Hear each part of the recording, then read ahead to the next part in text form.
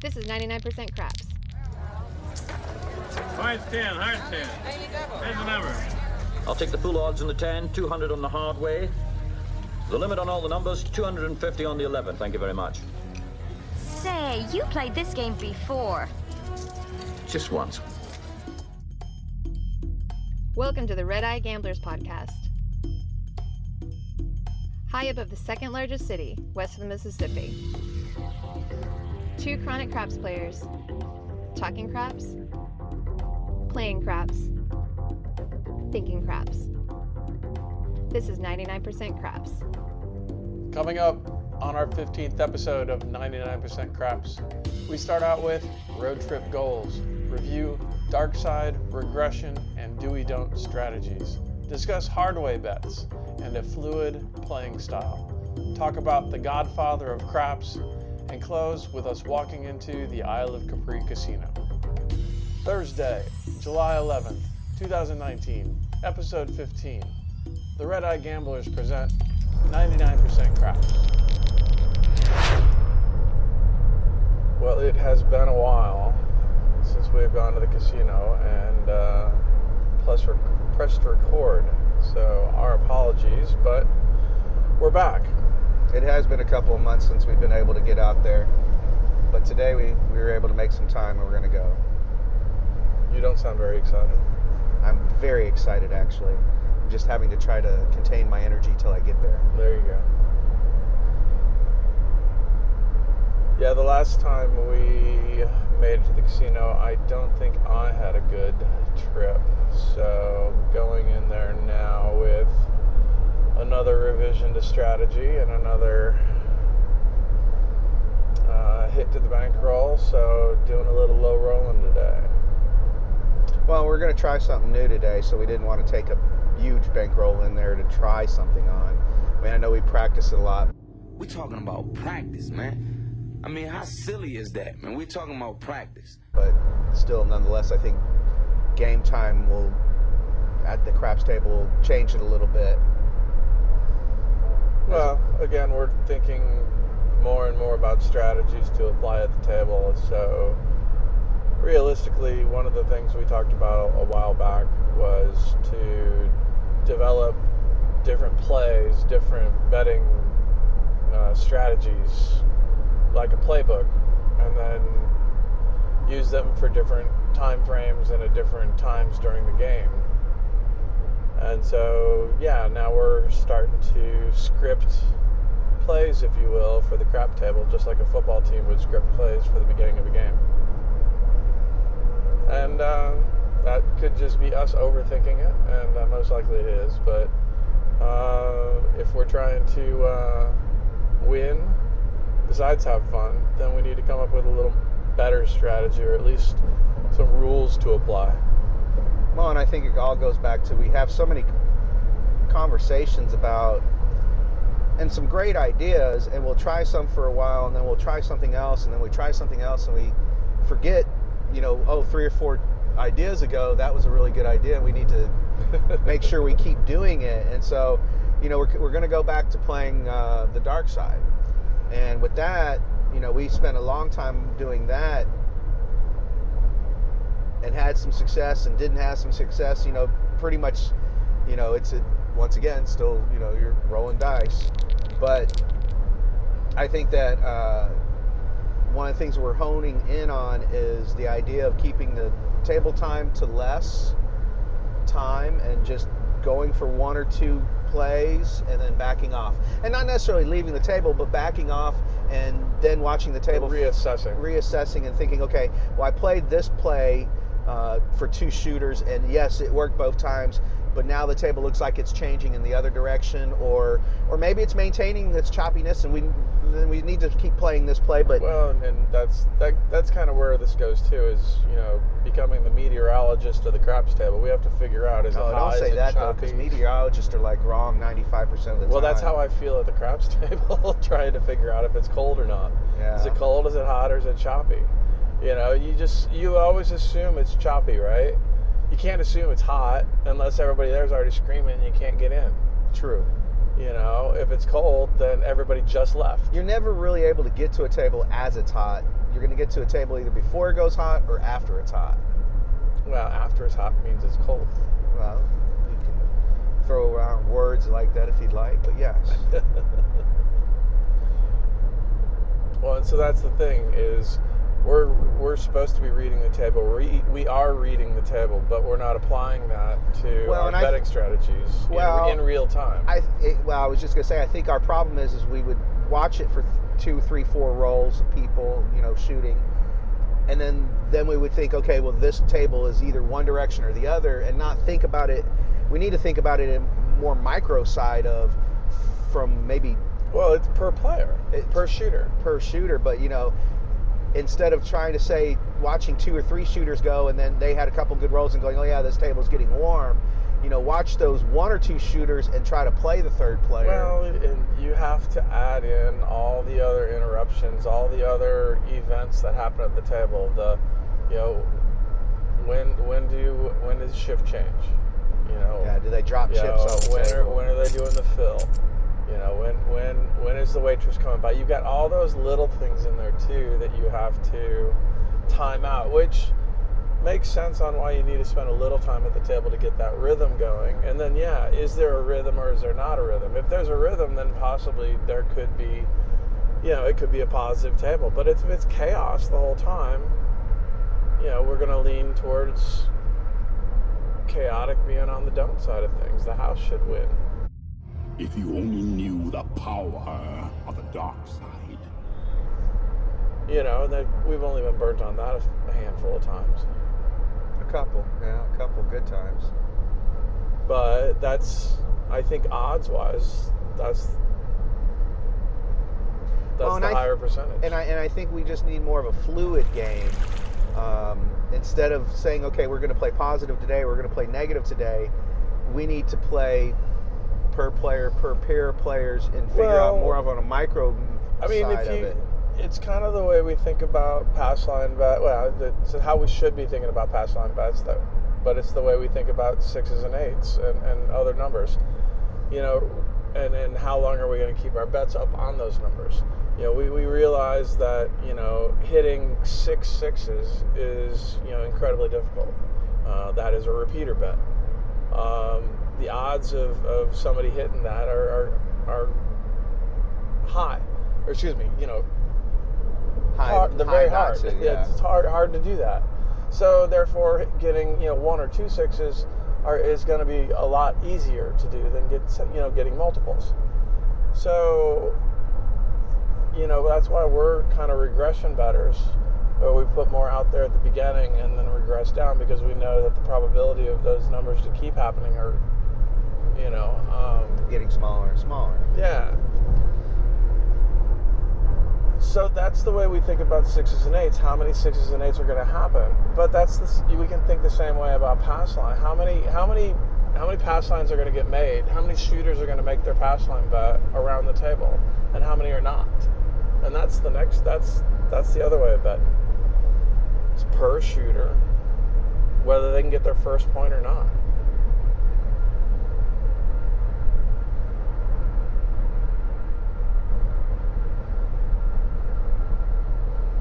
I mean, because we're hardly ever betting on their second point.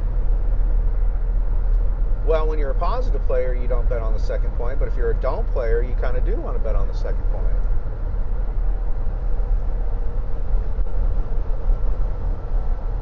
Well, but I'm just talking about probability. Sure. You're not wanting to, if we're regression people and we're betting high on the first point. Right. So that's what I'm saying. If we're playing 6s and 8s, we'd be off of that within a couple of rolls. We need to be thinking about the shooter and the pass line in the same manner that we think of the 6 and 8. How many pass line bets are we going to make? You know, how many risks are we going to take, or are we going to take any? But then you flip that over, and that's the don't. Give yourself to the dark side. You know, and how are you going to follow the table? You know, is it a choppy table, and you know everybody's not going to make a point? Are you following? Yeah, no, I was in my head. I'm playing a game, already in my head, and I was doing really well. So thank you for interrupting me. But what do you mean interrupting you? You're on this is a friggin' podcast. What are you playing in your head? well, I was doing well. Would you at least give a play-by-play? I mean, I think I want to play a more fluid game. I think I'm going to go with a pass line bet and a don't pass line bet, Give yourself to the dark side. and be able to, if it's the first point and the guy rolls a 6, I might just put some odds on the positive and let that ride for the first point. I think it's going to be a matter of not playing more than 1 or 2 bets per person and not playing everybody. And I keep saying that, and we never really follow through on that. But we've watched the table, and I think if we really were able to stop over betting, and I say that we just don't have to play every hand, every roll. Because if we sat back and really analyze the table, you can see that swing happen when it goes completely cold for 4 or 5 shooters. Yeah, but which swing do you want to run on? Do you want to jump on? I'm just saying we've seen these swings, and we know how they happen, and if we can just kind of watch and be at the right place at the right time, that's how you can do really well. Sure. So, I mean, I think that's why I want to play the don't. You underestimate the power of the dark side. And a pass line, so that I can make that switch. Yeah. Well, we've done that in the past, and we just don't switch. Actually, we just don't bet. Well, You end up playing odds. You play positive, and then they end up going for 10 or 15, don't hit the point, and then you start having doubt. You're thinking they're not going to make their point, and so you pick it up. and the second you pick it up is when they hit it. And yeah, Well, that's okay. I mean, as long as I didn't lose money, so be it. yeah. But But I mean, that just turns into being, probably one of the hardest grinds to do, well, because you hardly have anything ever at risk. Exactly. No. I mean, I'm going to try to pick that if you play like that while you're waiting for those moments where you can make a big swing, is kind of what I'm looking for. If I can play where, even for 20, 30 minutes, and then I see a situation where I feel, whether it's positive or negative, it doesn't matter. If I feel a certain way, then that's maybe when you put up $150 bet and let it go for a few turns and see if you can get lucky and get it hit. And I think those are the opportunities we keep talking about. I think that's what I'm going to try to do, because we don't want to play for an extended period today. We've already talked about that. Well, yeah, no, I do believe that we have drawn a correlation to time spent at the table and our success. And typically, if we are successful at the table, we do it within the first 30 minutes. And if we don't, we have to grind it out, and we're usually catching up from a loss because we're trying to make a play within the first 15 minutes. But yeah, I think we also have been a little heavy on our betting at the beginning. Yeah. Versus putting your toe in the water and trying to figure out what's going on. Well, as I always say, make them earn it. Well, this was me going back to the idea of a first impression kind of bet. In which case, it is. I mean, if you want to go for comps and do those kind of things, then yeah, buy in for a lot and make your first couple of bets big bets, and that's how you'll get rated.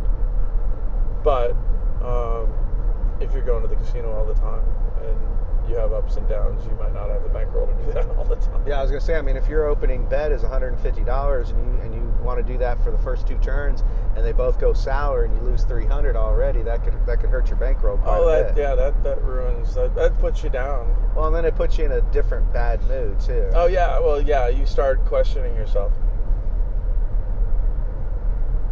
Yeah, you've always talked about that first impression. I don't care. Well, this game is so determined on bankroll. The way you play really is dictated by your bankroll. You can play like an idiot. Anybody can play like an idiot. We see idiots all the time. But if you really want to play craps, you have to bet appropriately, or you have to bet in relationship to your bankroll.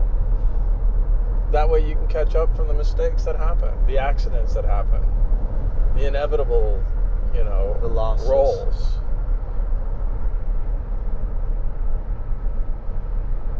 You know, you're either ahead of the curve or behind the curve. I want to ride. And sometimes the curve today. sometimes you're just right on it, but it doesn't last forever.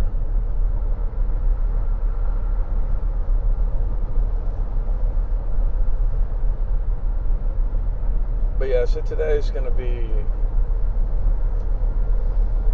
different. I don't know, and we're not looking to shoot the dice today. Yeah, I haven't been practicing enough. We talking about practice, man. I mean, how silly is that, man? We're talking about practice. That I feel like I would just be a random shooter. Well, the other thing is we have, the last few times we've been to the casino, we've tried to wait for our spots and it never really worked out. You know, I don't know. Again, we're trying to force the table to do things versus just reading what the table's doing. I don't know.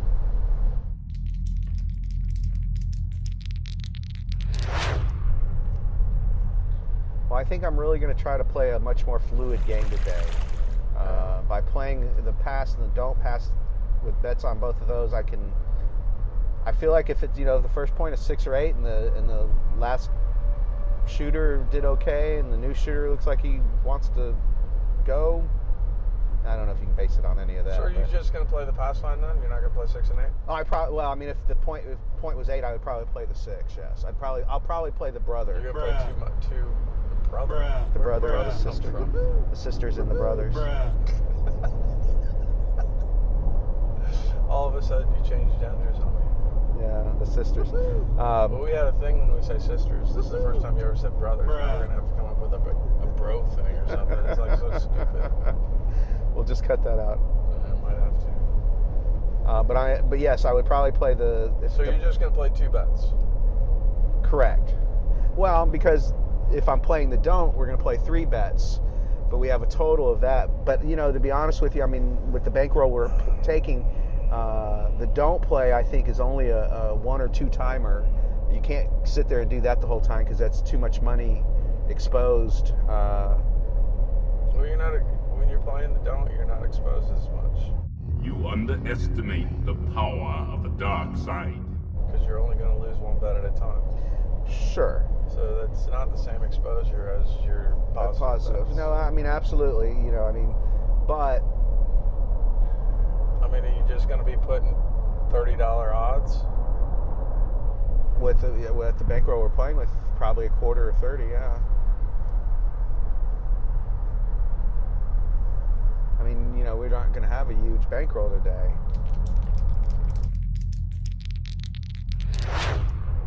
I still think I'm going to do my 3 bets.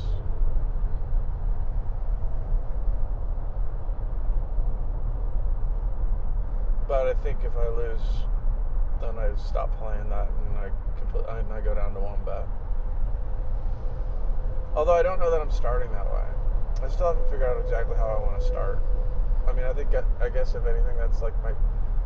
Because what is starting betting on the?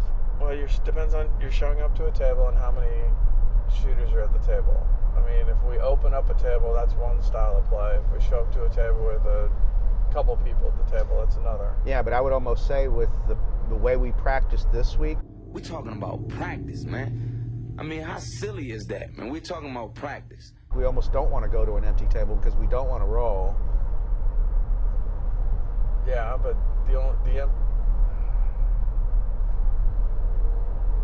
then it means we're going to have to go to a full table. Because there's only going to be 3 tables open. One of them's going to be crapless. And if we're going to play don't strategy, we can't play at the crapless. So we're going to have one $15 table and one $25 table. We're going to end up playing at the $25 table. It's a good thing we practiced. We talking about practice, man. I mean, how silly is that, man? We're talking about practice. With $25 table. Well, I did it both ways, but I mean that's $75. That's $150 bet. I mean, you really only got enough for. I mean, we could probably squeeze in to the $15 table, but we're gonna have to. We probably won't be able to be together. Well, that's okay. I can glance across the table to you. That's not exactly what I wanted to hear either. Yeah. No, I mean, I almost feel like if you want to be a don't player, you're better off at a pack table because then you just stick it to all of them. No. But you're not a don't player if you're playing positive and negative, dork. I'm a hybrid. You're trans is what you are. Can't make up your mind at the table and you're playing both sides. What the hell is that? I'm like an almond joy. Sometimes I feel like a nut and sometimes I don't. Well, I mean, I want to be more fluid. And I'm worried about, when we practice at home. We talking about practice, man. I don't think we throw as many 7s and 11s on the come out as random shooters do. And I think that could end up being... It all depends. I think that could be crippling. If you were running your 45 or even 75 as your don't pass bet. If you only knew the power of the dark side. 2 7s in a row, and I mean, you're down. Yeah. Unless you're going to hedge. We talked about not hedging. Well, and I mean, I tried that a little bit, and that was not doing so good either. But the hedge only works when the hedge works. That was brilliant. That's why you don't use the hedge. Well, but we don't throw as many 7s and 11s, and I think... But we're not going to throw today. Yeah. No, but I think random tables do. They don't throw it any more or less. It's 1 in 6. Yeah. I understand the probabilities. Math is my friend, but I'm just saying, I think at casinos, I feel like 7s and 11s come out on the come out a lot more frequently than when we're at home tossing. Well, that's only because we're not playing as much as they are at the casino. The casino never stops. This is true. That's why they have more 7s.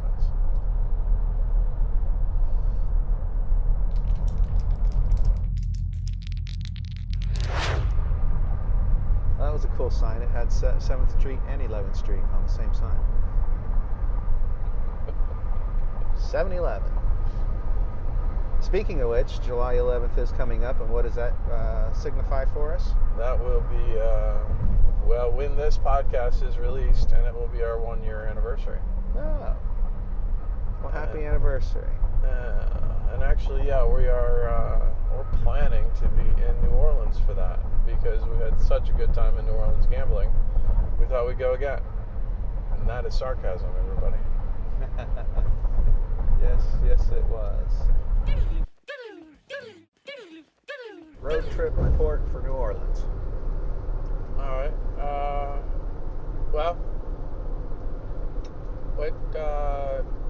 French Quarter-ish is the Harrah's Casino. Harrah's Casino was actually started in 1991. I think that's right. But it's a good-sized casino, single floor, and hotel is actually across the way. You can actually take a tunnel to get to it, or across the street, across 4 lanes, 5 lanes of traffic. But went on a Friday evening, and it was crazy insane. They had a marching band going through the middle when we first got there. That's true. They had live music, a little parade, New Orleans style, going in there, and so we thought it was just chaos. They have 9 tables. They have 4 that are 14 foot, and they have 5 that are 12 feet. And then was it $10 or $15? I think it was $10. It was $10. $10 minimum, and it was 10 times odds.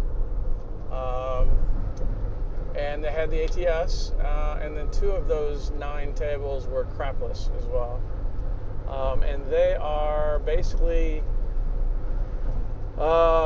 lined up in the middle of a thoroughfare on your way to the cashier. So you've got your backs to A lot of traffic. a lot of just back and forth people going just through the casino. Because the other thing is, it's a way to get through to the other parts of New Orleans. So instead of going around it, a lot of people just walk through it. So that was kind of annoying, but it is what it is. Let's see. Well, and then we tried, the back tables are so close to the card games that people were bumping into us. Well, yeah. So I guess there's 6 or I think there's 7 tables in that that main driveway, if you will, or street, if you will. And so you've got 4 on one side and 3 on the other. And so your back is to that main thoroughfare. Then on the other side of a couple of tables, they've got 2 more tables, and then they back up to the table games beyond that. And they were so busy and tight there that people were backing it, were rubbing shoulders with you, getting through the crowd. So it was definitely a crazy night, crowded, and so we had decided not to play too long, and really only played about a half hour. And one guy ended up shooting. Oh shoot! When we got there, he was shooting and had just almost hit the ATS, and then probably played for another 20 minutes, and then did hit the ATS, the full ATS, and he was yelling and screaming and being all animated, and then said he was with his son, and he was teaching him how to play, and this was his first time playing. And so then he ended up throwing for like a half hour, and because we had assessed this place as being crowded and crazy, there was no way they were going to have back-to-back monster rolls, right? We thought so. Well, we thought so, and therefore we lost. But it just goes to show you that as much scouting as you want to do on the conditions around a table, it really has no effect on the dice at the table and who's got them. Because they were very calm, they were having a good time, and if we would have just sat on the 6 and 8, we would have made a mint, as opposed to getting on the don't and the don't come. No, it's vacation time, and wanted to go celebrate our year anniversary in a very historical craps city. And go to the casino and eat and drink, and learn more about the history of New Orleans. So that'll be coming up. So this when you guys are hearing this episode, we will be in New Orleans working on our next episode. It sounds like we're going to be driving. We might be. Well, that'll work for the podcast, since this podcast really only records when we're driving. This is true. I was thinking about that. Every time we fly somewhere, we talk about trying to do the podcast, and it never works. No, we never really do it. No. So I think in order to be able to just do our podcast, we have to drive to New Orleans. In which case, we can stop by the Hollywood. And there's a couple, there are things we definitely want to do. I will say, I definitely want to go back to, this is not gambling related, but definitely want to go back to Commander's Palace. Oh yeah, eat some good food. The turtle soup is still on my mind. Yeah.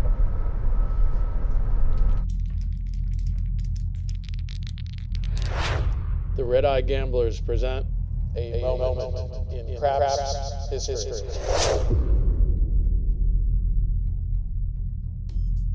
We've mentioned the father of modern-day craps, John Wynne, the inventor of the Don't Pass. Give yourself to the dark side. But who is the godfather of craps? That answer is more complicated than hitting a 6-point fire bet. The popularity of dice games soared in medieval Europe, starting in the 1100s with a game called Hazard. Hazard is basically a 2-dice game where rolls of 7 or 11 win, and the caster throws a point and has to roll it again to win. The game of hazard is mentioned in Geoffrey Chaucer's Canterbury Tales, which was written around the 1370s. Hazard was very popular during the late 1600s and early 1700s, where gambling with nobility was a favorite pastime to chase away boredom and make extra money.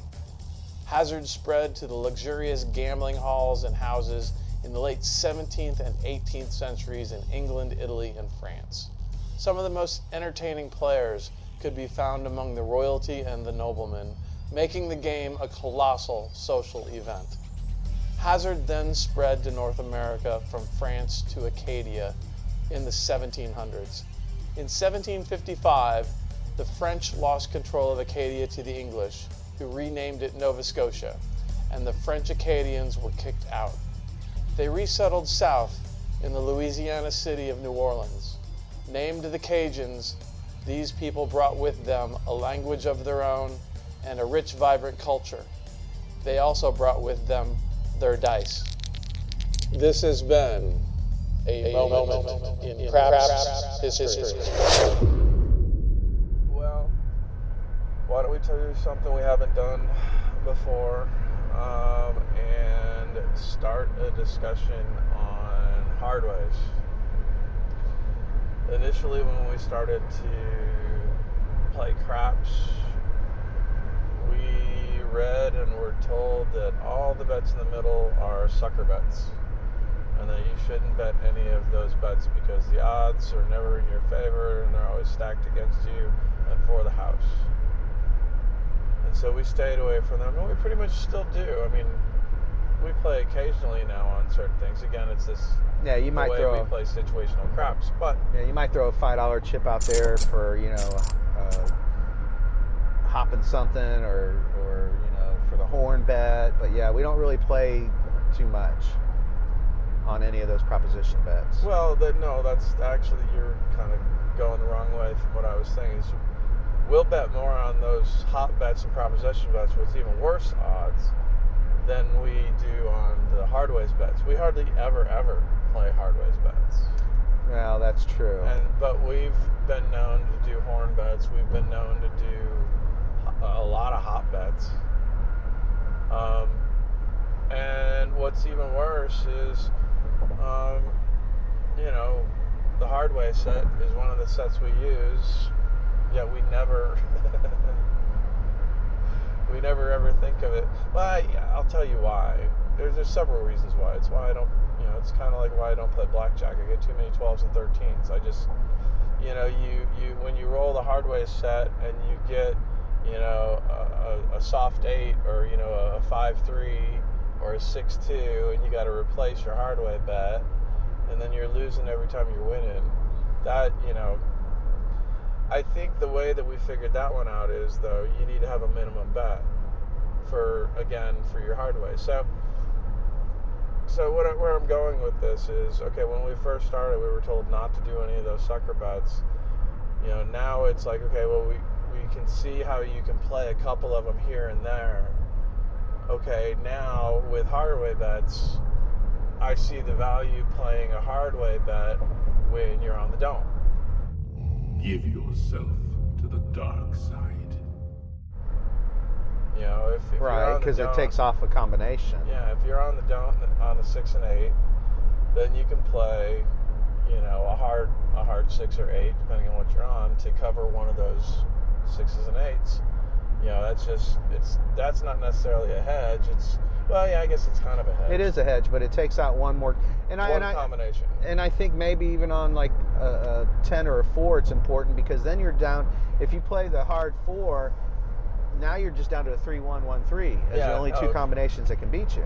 No, I actually see, being on the Don't side of things, You underestimate the power of the dark side.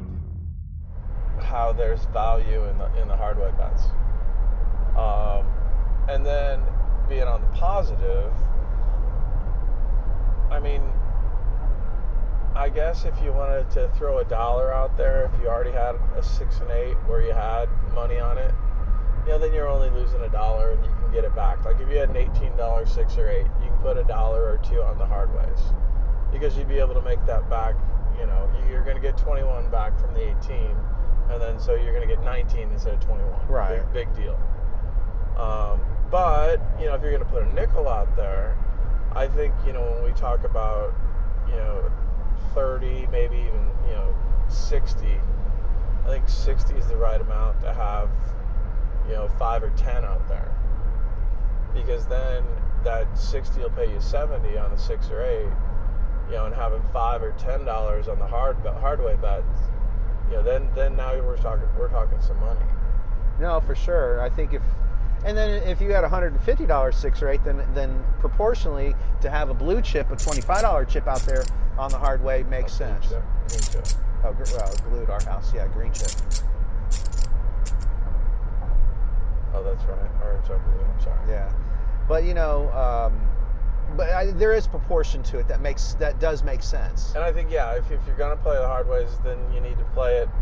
You know, there's a, I don't know, I want to say proper way to play it. I don't know if that's proper, but I mean, there's a proportion that makes sense to me. Yeah. Like it should be about 10%, is what I'm thinking. So if you were playing up to, if you were playing a $300 6 or 8, it wouldn't be, out of my mind, a $50 hardway on that wouldn't be out of proportion. That is over 10% though, but you'd win three. Why don't you say $30 since that's 10%? Yeah, but you'd win 350 on your, and you lost your hardway, so you throw 50 up there, you still made 300. I guess that's. I would say, you know, you've got your nickels that you can throw out there, and then probably a quarter. But again, that's the thing. That's a play. If you wanted to do hardways, and that's what, if you're rolling with a hardways set. I mean, that's the thing. The whole thing is we kind of gave up on it because even though we're throwing with a hardways set, we're still throwing those numbers all over the place. Yeah. I mean, we hit them, but it doesn't mean we don't hit the soft ones. Well, and you know, out of 10 rolls, I've seen us hit half hardways. Yeah. You know, 5 out of 10 different, and it'd be a hard 10, hard 6, hard 8. Well, it's the same thing. It's like we need a head. It will hit the hardways numbers, and then we'll also hit the soft numbers. It's just the way we play. Well, we've seen people put $1 on each, and you could easily do it with a $5 on each, and then press when you hit that first one. Well, no, there's a ton of people out there that parlay, you know, almost every time, you know, until it hits, you know, after the third one. Yeah, that's pretty tough, though. It's way tough, but I mean, you're not getting very many of those. No, but they've got the story about it. Sure, because it's happened once, but they spent untold amounts of money to get it. Now, if you did, yeah, I got my bet up to 600 from $1, but then I lost it. Now, if you had $1 on each of the hardways and say the hard 6 hit, and that pays 9 to 1, so you could press it all the way to 10. But would you be better off pressing, you know, taking that $9 and splitting it up? You'd press the same number? No. If we're going random generated, then I'm thinking that there's a better possibility of hitting that same number than a number he's never hit before. And you're going to be better with parlaying the whole bet on one bet rather than parsing it out over the others. In my humble opinion. We'll ask how that went for you after today. Well, I don't think I'm playing hardways today. Yeah, me Not neither. all. I'm just saying, you know, for all this talk about, you know, all the bets in the middle are sucker bets. They're sucker bets to the people that don't know the bets. Well, and you know, if you're on, there's ways to use those bets. Well, absolutely. If you were on the DC, or if you were on the Don't Pass, If you only knew the power of the dark side. And it was a 10 or a 4, you know, you could throw $5 or $10 out there to hedge yourself that much more.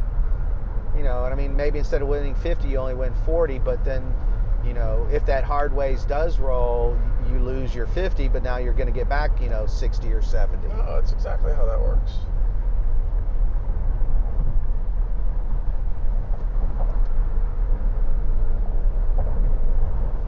But I don't know if that's a play that you can make every time. I think it's a play you just have to pick. Yep. No, I think that's where we're going with all these craps bets. They're not good for all day. They're good for, they're good for this series.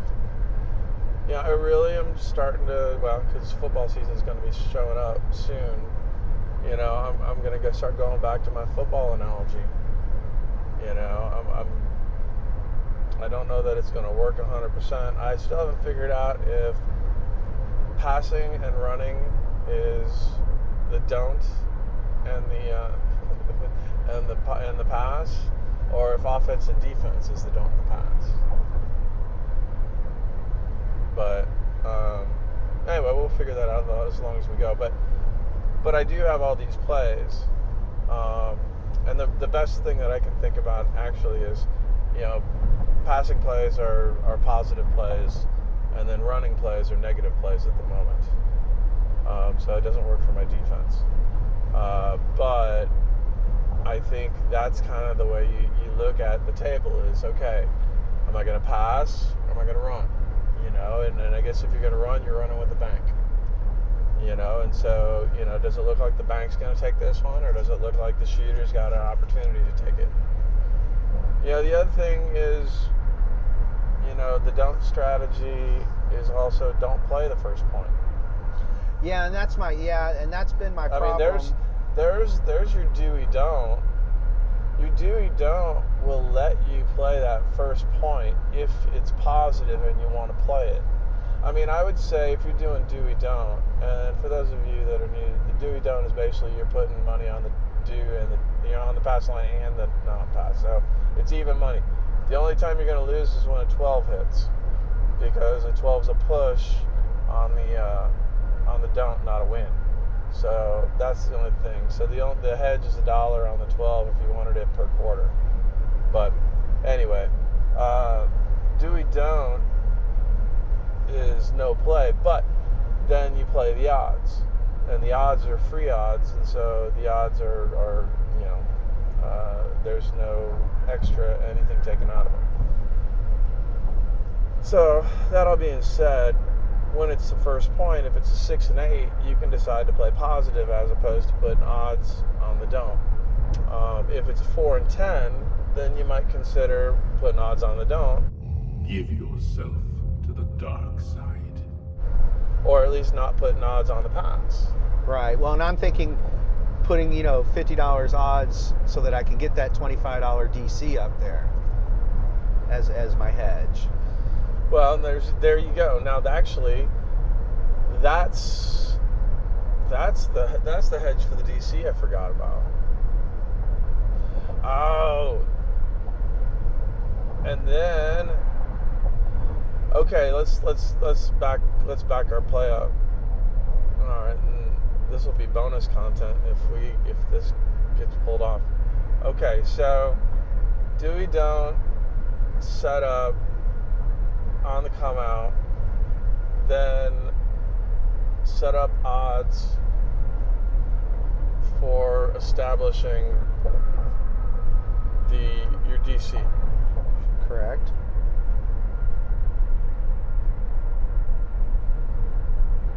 Once your DC is established, then you can obviously pull up. You can pull your odds up, or you can keep them. Yeah, actually, I like that idea. I have because but I'm trying to establish the DC bet as a flat bet. Right. And that's the thing. It eliminates that, and so you have to use odds. And my problem with establishing such a big don't pass bet, You underestimate the power of the dark side. is the 7-11 on the come out. And so that's why I've been talking about hopping the sevens, but I think I want to be more fluid in my play today, and I want to be able to go back from positive to negative at any point. And I think I'll be able to do that. Well, I know I can do that with the Doey-Don't. I mean, we learned a long time ago the Doey-Don't was a good starter, so that you didn't have to worry about 2, 3, 11s and 7s. As a don't player, you would lose on the 7-Eleven. It would kill you all the time. And so, yeah. So And back then we were just doing $15, don't pass lines. Give yourself to the dark side. Now you're talking about doing 50 and 75. That first 7 or 11 comes out.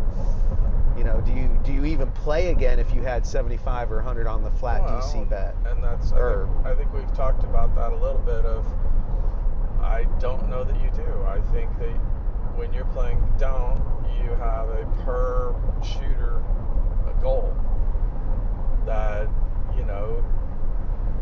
you're not going to get beat by him, 4 or 5 times. You're not going to lose your whole bankroll to one person. And to be honest, if you get slapped in the face once, why are you going back a second time? Because you liked it? And then it happens again. And then what do you do then? Well, then you have a fetish. And it's just all over. So that's why I still, we went a good period of time where we played the Doey-Don't system.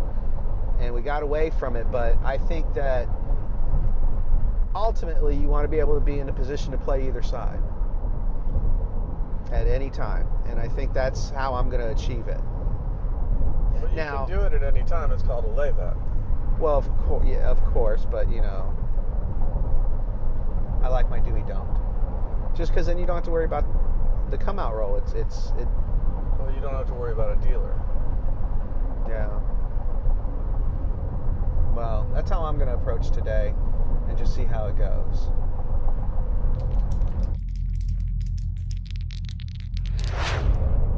So for those of you out there in Never Neverland, there's still quite a bit of construction going on our route to the casino. So we try to do our best with talking with a smooth sounding studio.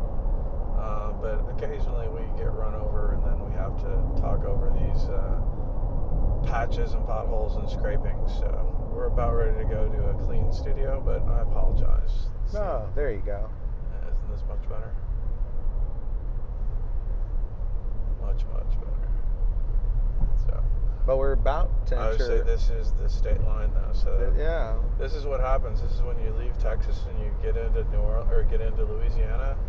This is the casino money. They want you driving in style to the casino.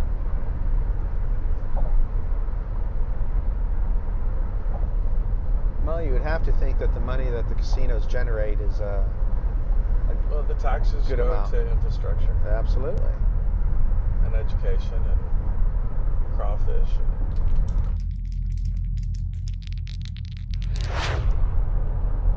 Well, what else about Hardways can we say? Well, I just think like any other bet, if you play it at the right time, it can be very successful. Obviously the payout is really nice. So if you're making, it's one of those bets that you can take a stab at with a nickel, or hell, even if you want to do a quarter, you can. But I just don't think it's something that you can play every time. When you play your 6 and 8 and you're throwing that $5. Well, and again, it's a shooter thing. One shooter's gonna do real well on the Hardways. Not every shooter, and then are you looking for a rhythm in the shooter and what he's doing or she's doing? I don't know that I've actually seen Hardways hit for multiple shooters, like around the table. Like I've seen it back to back type of where a couple people got lucky, but yeah, for the most part, it doesn't happen it happens per shooter in clusters, but not in clusters as shooters. Yeah. So therefore, I don't know if is it one of these things where you see it, then you bet on it, because then it's going to be hot? Because then it's going to be hot for that shooter only, so only if that shooter keeps going. Yeah, if you want to throw a couple chips on it. Once again, I just think it's a bet that you can play. Is it a lottery ticket kind of bet? Maybe not a lottery ticket because it's not going to pay you that much, but maybe it's a scratch ticket. I guess, when we really start to think about it, it makes more sense as, an added bet to your to your regular to your even to your number, regular bet, to your even to your number 6 or places. 8. Yeah. You're 6 or 8 already. Then if you lose your hardway bet, you still win your regular bet. Right. But then you'll watch a lot of players throw that nickel right back up there, and I just think that. Yeah, see, and that's what I don't know that I would do. I would some of it, but not all of it. We're regression players. But then again, if it's the dollar or your full parlay, right, and then you're at 10. See, and and then you're only $4 invested. But I still, once again, I don't think you do that on everybody. I think that you pick and choose and you throw it out there for a couple of different people. I would say, again, it depends on where you are in the roll. I mean, if it's at the very beginning of the roll, maybe you do parlay a $5 bet into a $50, into a $50 hard 6. Yeah, because then if he hits it again. Yeah, well, and if this was his first or second roll. Right. And if it's a 6 and 8, although I've seen hard 4s and 10s. Well, I was going to say, technically on a Hardways, it doesn't matter because there's only one. That's one of the things I've never understood about Hardways is they have different payouts, but statistically, it's the same chance of rolling it. No. Huh? No. There's only 1 5 and 1 5 to make a 10. There's only 1 3 and 1 3 to make a 6. I mean, those numbers are going to be the same, but they pay different. True. All right, yeah, you got me there. Well, that'll be. See, now you can do some research. Yeah, I've never understood why that is that way.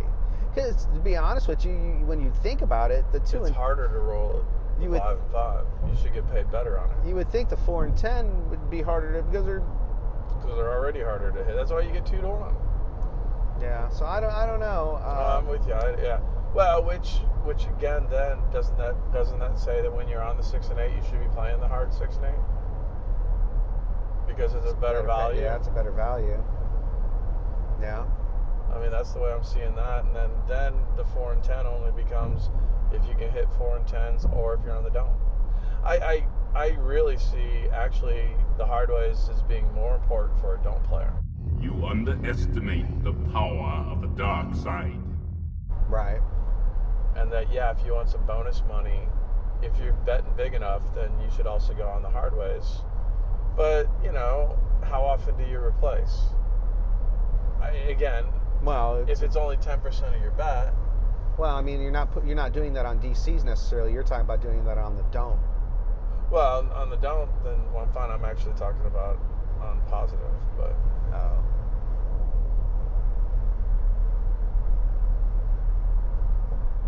But. No, I mean, we've seen people make a ton of money on the Hardways, but we've seen people.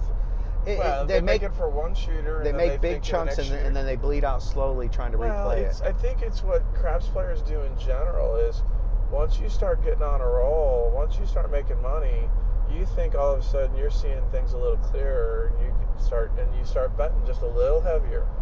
You feel a little more lax, you feel a little more comfortable. You've got, it's like having more strength.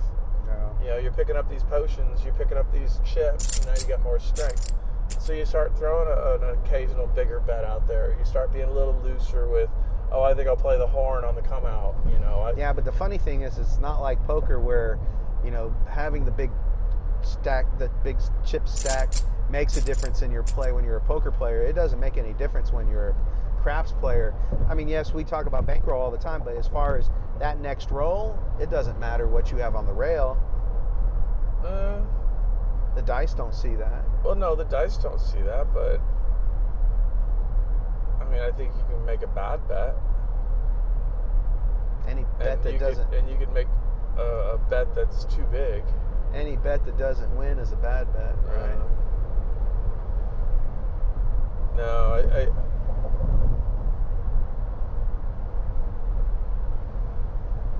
bet size, bankroll has a relationship.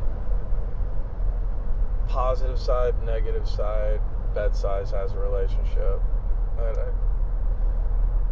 And then how long are you going to run with this play or that play, and how many plays am I going to do at the same time?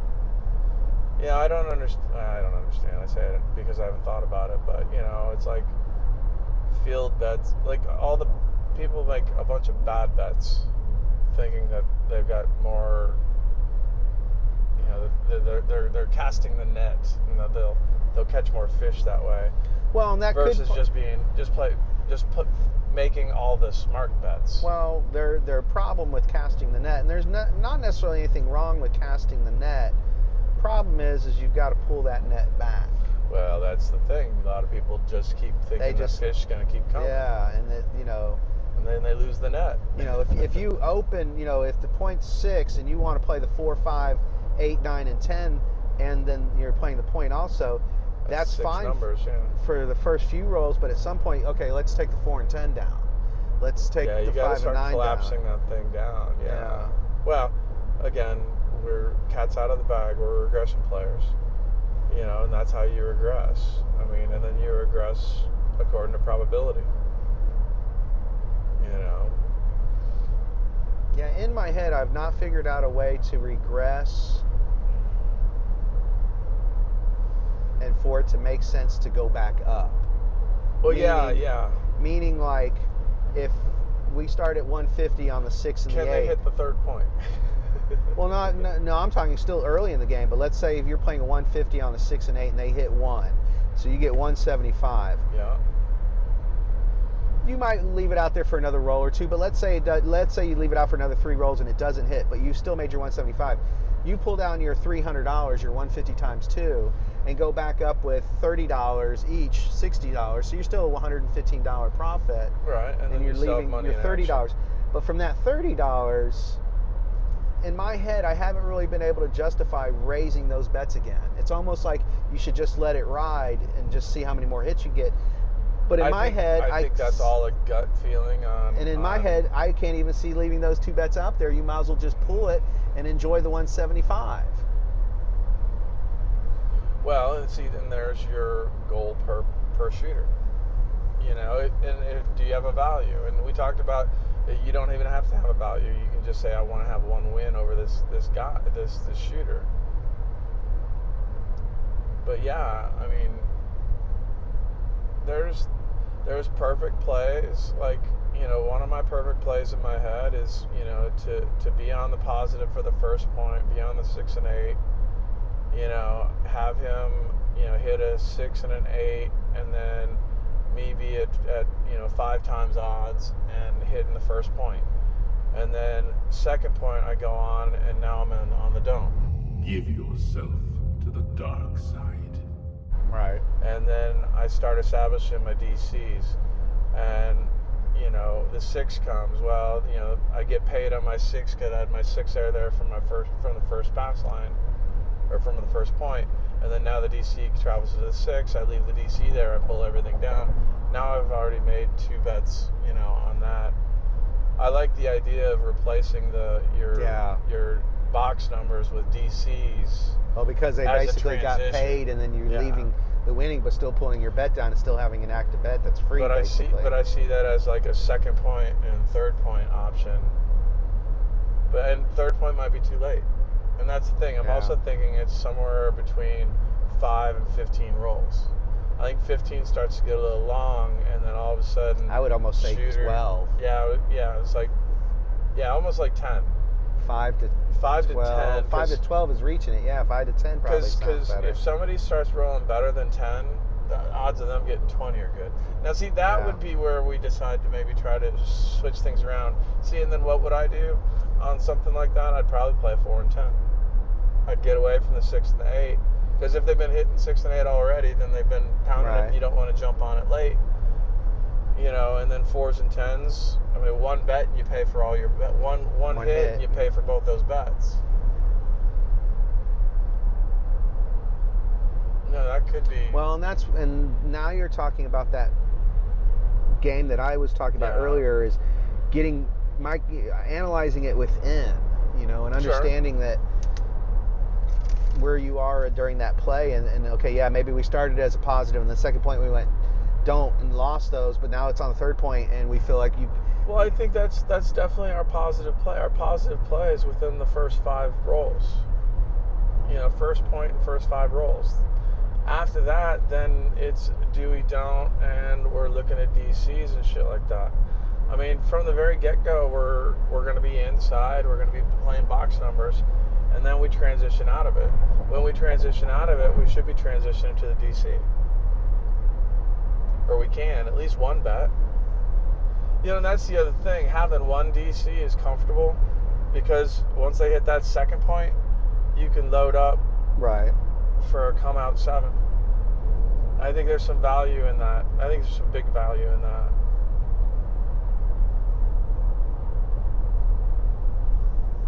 Either that or we got to get better at throwing lay bets on the come out.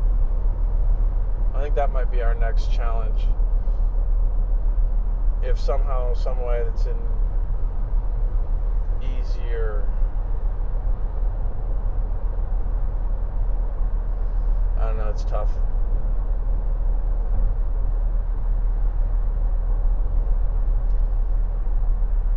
Well, good. Okay, well, I think we covered that now.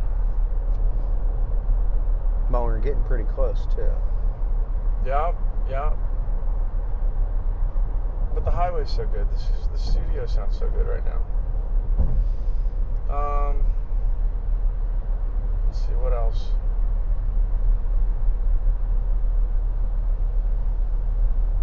Well, are you going to, you know, with the smaller bankrolls that we're playing with today, I don't know that I'm going to really play the ATS. Oh, yeah, actually, you know, if we're playing the ATS, again, we kind of do have this pass line rule. And actually, the casino has a pass line rule. Well, now, we'd be on the don't. Now, I would say this, it might be worth it for a 2-1-2. Sure. I mean, that's the other, and it's another good way. I would say 2-1-2 might not be a bad, well, consider that as one of your bets. If you're going to be betting on a person, especially if you're going to play it on the don't. If you only knew the power of the dark side. You almost want them to hit you want them to hit the ATS, so you don't want to put too much don't out there. Right. I think that's another transition play. It's the ultimate hedge if you can get it to work. Right. But I mean, 2-1-2, unless he hits it all, it's not going to really pay that much. $70. Yeah. For $5. Yeah, I get it. I like it, but I'm just saying. Well, it covers you up to $50 on your don't. If it hits. If half of it hits. Right. Well, I'm glad we didn't run into any traffic this time.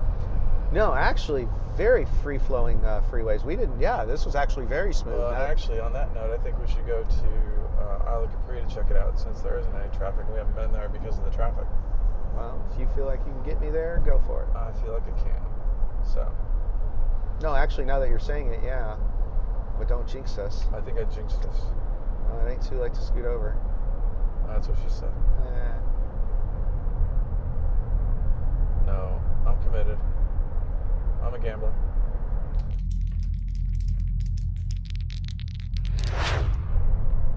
I do think we're going to end up going downtown.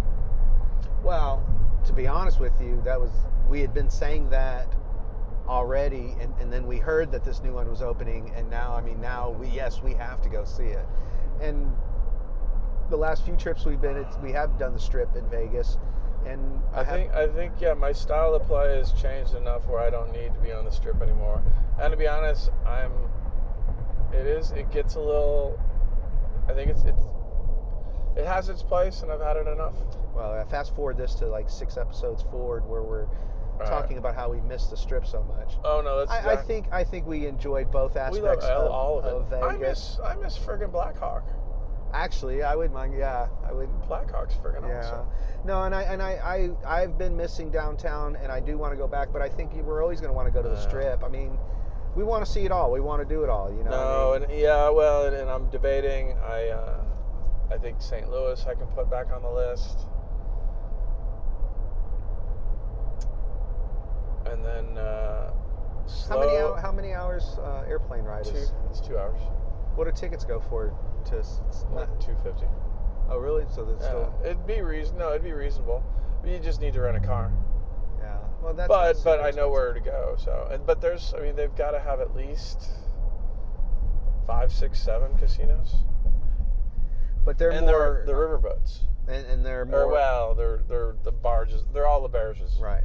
And are they? What level of casino are they more of? Are they more of Gold Nugget? Or more Isle Capri? They are definitely more. They are more New Orleans and Baton Rouge than Lake Charles or Biloxi. Okay.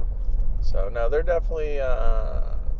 Well, the Hollywoods out there are nice. I think they got a Maristar, and it's probably hit or miss. Some of them are in good parts of town. Some of them are not in good parts of town. Some of them are focused on the higher end clientele. Some are focused on just people. But I've only been to the Alton Bell, the Casino Queen, Hollywood, Maristar, and maybe one other. And I don't know if they're all there anymore. It's been a long time. It's been 4 years. But that all being said, St. Louis is a great place to visit, and they've got good food.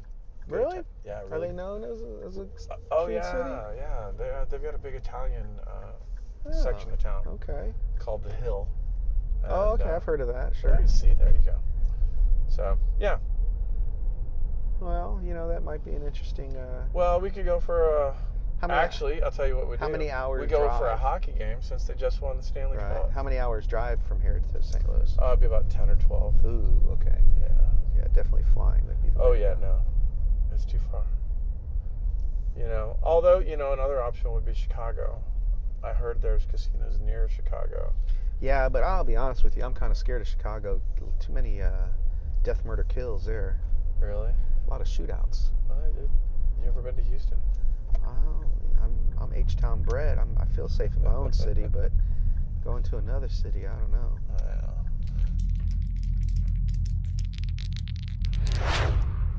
Well, we're going to park and head into the Isle Capri here soon. I am getting very excited as I must urinate and get inside, but I'm happy that we're here.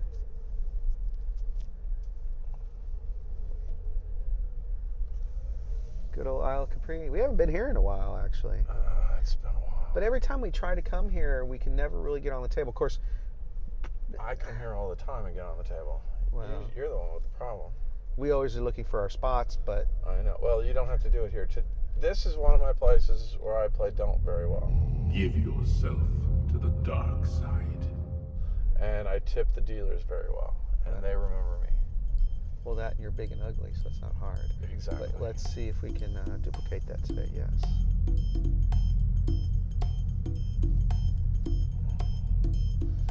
Alright.